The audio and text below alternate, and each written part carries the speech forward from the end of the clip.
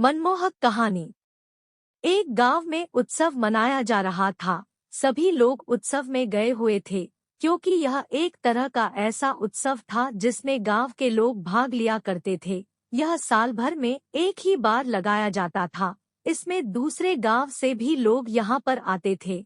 यह कुछ गांवों को मिलकर ही मनाया जाता था और यह लगभग एक महीना तक ऐसे ही चलता रहता था। उसी गांव में एक परिवार रहता था। उस परिवार में माता पिता और एक उनका लड़का रहता था। वह परिवार बहुत ही गरीब था। कभी भी ऐसा होता था कि उन्हें सिर्फ एक दिन में एक ही बार भोजन मिलता था। उनके लिए उस उत्सव में जाना तो बेकार ही था। जब भूख लगती है और कुछ भी खाने को नहीं मिलता है, तो कोई भी उत्सव हो उसका महत्व नहीं रहता है। उस पूरे गांव में वही एक परिवार था जिसके पास धन की बहुत अधिक कमी थी, और वह कमी शायद पूरी नहीं होने वाली थी। वह परिवार अब बैठा हुआ बात कर रहा था कि इस तरह हमारा जीवन कैसे चलेगा। शाम हो चुकी थी, तभी दरवाजे पर एक महात्मा आए। उनके माथे पर तेज था। उन्हें देखकर उन्हें बहुत अच्छा महसूस हो रहा था।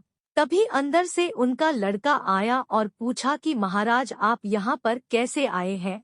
तभी महाराज जी बोले कि मैं तो तुम्हें बहुत अच्छी तरह जानता हूँ, लेकिन लड़का उन्हें पहचान नहीं पा रहा था। तभी लड़के ने अपनी पिताजी को बुलाया और कहा कि बाहर एक महात्मा आए हैं, आप उन्हें जानते हैं क्या? क्योंकि मैं तो उन्हें नहीं पहचान पाया हूँ। तभी पिताजी उन्हें देखने के लिए बाहर आए और वह भी उन्हें नहीं पहचान पा रहे थे। लेकिन जैसे ही महात्मा ने उन्हें कुछ और परिचय दिए तो वह समझ तो नहीं पाए थे, लेकिन जब वह इतना जानते हैं तो हो सकता है कि वह हमें भी जानते हो। इस तरह उनका स्वागत किया गया और वह घर में आ गए थे। घर के हालात अच्छे नहीं थे और एक मेहमान भी आ गए थे। उन्हें यह भी नहीं पता था कि अब क्या होगा। तभी महात्मा बोले कि हम यहाँ से गुजर रहे थे, तभी तुम्हारी याद आई और हमें लगा कि तुमसे मिले भी बहुत साल हो गए हैं।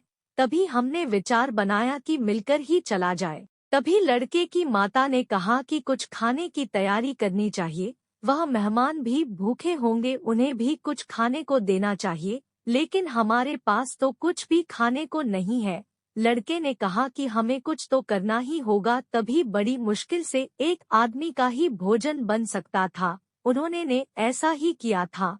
जब भोजन बन चुका तो माता ने अपने लड़के को बुलाया और कहा कि महात्मा को बुला, वह भोजन कर लेंगे। तभी खाना लग चुका था।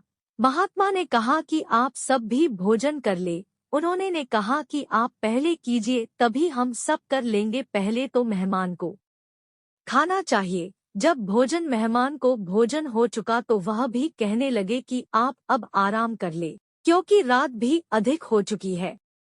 उसके बाद उन्होंने ने मेहमान के लिए सोने का इंतजाम कर लिया था।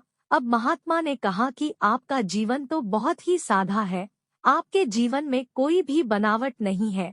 आज की जिंदगी में तो बहुत दिखावा हो गया है, सभी लोग अब दिखावे में जीते हैं।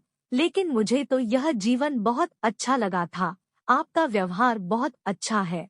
तभी मेहमान ने कहा कि आप भी अब भोजन कर ले, आपने अभी तक नहीं किया है। वह आदमी नीचे गया और पूछा कि कुछ खाने में है।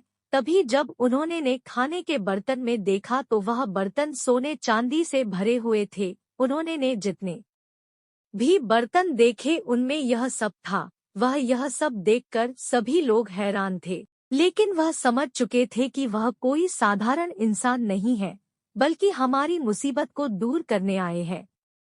सभी लोग उनसे मिलने के लिए छत पर गए थे, पर जब वह वहां पर पहुंचे तो वहां पर कोई नहीं था। वह अब जा चुके थे। उन्हें बहुत बुरा लग रहा था कि मेहमान अब वहां पर नहीं थे, बल्कि उनके जाने का रास्ता घर में से होकर जाता था। किसी ने भी उन्हें जाते हुए नहीं देखा था। लड़के ने कहा कि वह महान महात्मा थे, लेकिन पिताजी ने कहा कि वह भगवान ही थे जो हमारी मदद करने आए थे।